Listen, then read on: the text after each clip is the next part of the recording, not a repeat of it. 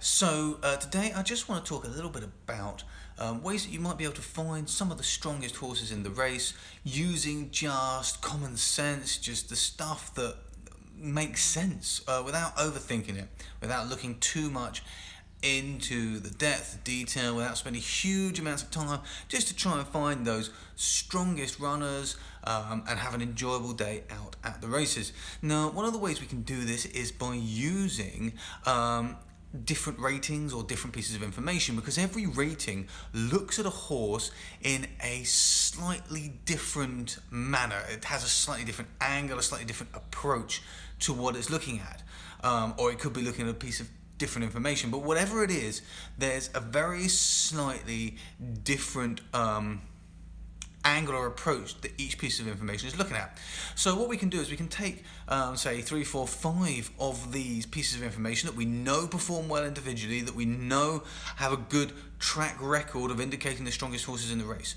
We can find these pieces of information and look for the top 3, top 4, top 5 even in the race for each of those pieces of information.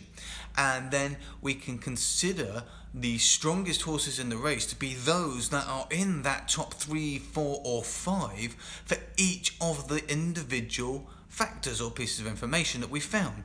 We know each of them perform well, and what we're looking for is now a horse that, when looked at from different points of view, it's kind of like we're looking at the horse from the front, the side, the back, underneath, the top. When we've looked at the horse from all these different points of view, if one of them is in the top 3, 4, 5 for each of those pieces of information, this can be considered to be one of the strongest horses.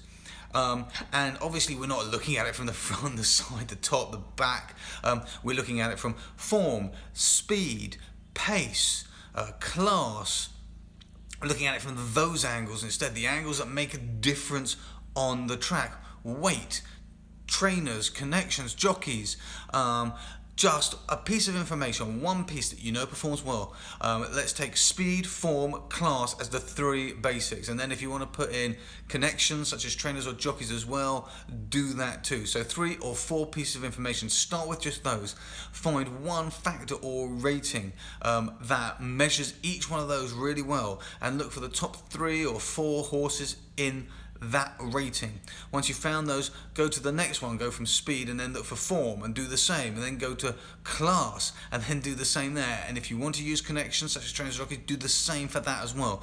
And then make a note of any horse which is in the top 3, 4 or 5 for each of those ratings, and then consider that this could be the strongest horse in the race. And if you've got a horse that is in the top for all of them, that's a great plus sign. If you've got a horse that's in the top for 3 out of 4, that's still a good sign, but maybe not quite as good.